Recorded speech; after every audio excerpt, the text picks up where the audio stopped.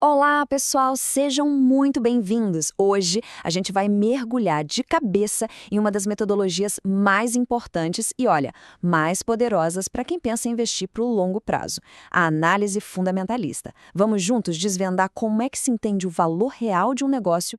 E, para começar, nada melhor do que essa frase que é basicamente a alma da análise fundamentalista. Ela é atribuída a um dos maiores investidores da história e resume tudo de forma genial. Pensa só, o preço de uma ação na bolsa, ele sobe, desce, muda a cada segundo. Mas o valor real de uma empresa, a sua capacidade de gerar lucro, de crescer, isso é algo muito mais estável. A grande missão de quem analisa é justamente encontrar a diferença entre essas duas coisas. Então, o que é, afinal, a análise fundamentalista? De um jeito bem direto, é como fazer um check-up completo na saúde financeira de uma empresa. O grande objetivo é calcular o que o mercado chama de valor intrínseco, ou seja, o valor justo dela. E com esse número em mãos, a gente consegue comparar com o preço que está lá na tela da bolsa e descobrir se uma ação está sendo vendida com um bom desconto. Para a gente entender bem esse método, é super importante saber diferenciar ele de outras formas de olhar para o mercado.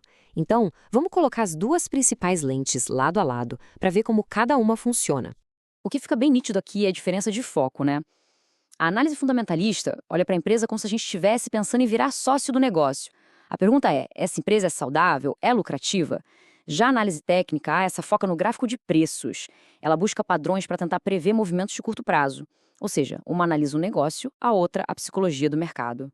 Certo, mas como é que funciona essa investigação toda? A análise fundamentalista não é um chute, ela segue um processo bem estruturado que vai de cima para baixo.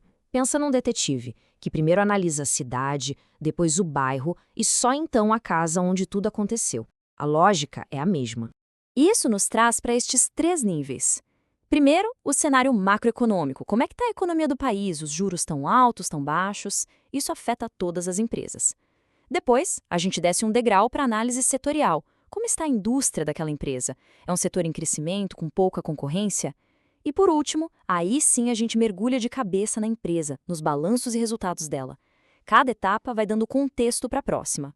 Depois de entender todo o cenário, aí sim é hora de abrir a caixa de ferramentas e examinar a empresa bem de perto. E os indicadores financeiros são como os exames de laboratório, sabe? Eles nos dizem se a saúde da companhia está em dia. Essa é a primeira grande pergunta que todo mundo se faz, na verdade. E, felizmente, existe um indicador clássico que ajuda a gente a começar a responder isso. Esse é o famoso P sobre L, ou preço sobre lucro. De forma bem simples, ele nos diz em quantos anos o lucro da empresa pagaria o preço da ação. Um P sobre L baixo pode ser um sinal de que a ação está barata, mas atenção, ele só faz sentido quando a gente compara com outras empresas do mesmo setor, tá bom? Ok, a ação pode até parecer barata, mas o negócio em si, ele dá dinheiro? A gestão da empresa é eficiente? Essa é a próxima pergunta fundamental.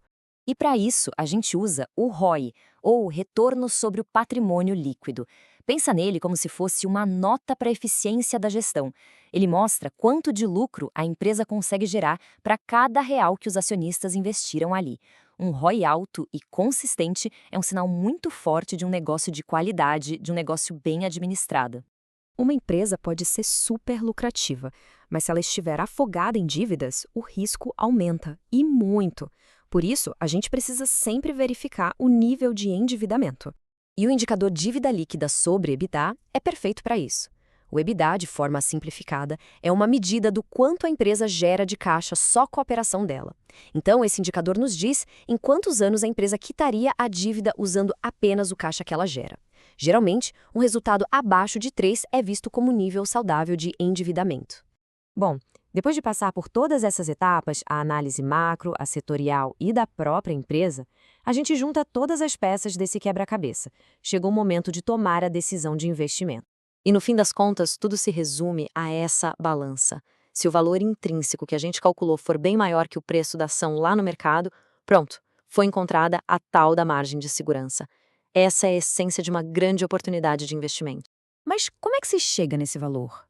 Um dos métodos mais respeitados é o fluxo de caixa descontado. Basicamente, ele projeta todo o dinheiro que a empresa deve gerar no futuro e traz esse valor para o presente. É um cálculo complexo, sim, mas o importante é entender que o valor intrínseco não é um palpite, ele é o resultado de uma análise bem profunda. E por fim, É fundamental entender uma coisa. A análise fundamentalista é mais do que uma técnica, é uma filosofia de investimento, que exige uma mentalidade bem específica. As vantagens são muito claras. Investir com base em fundamentos traz racionalidade para as decisões. Em vez de reagir ao pânico do mercado, as escolhas são baseadas na saúde real do negócio. Isso ajuda a construir patrimônio de um jeito sólido e, de quebra, leva a um entendimento muito mais profundo sobre as empresas das quais a gente se torna sócio.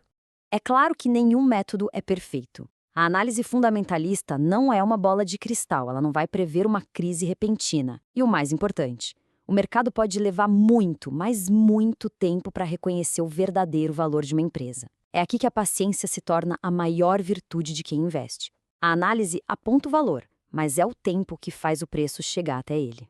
E a gente termina com essa reflexão. No fim das contas, a análise fundamentalista muda a nossa perspectiva. A gente deixa de apenas comprar uma ação para pensar como o sócio de um bom negócio.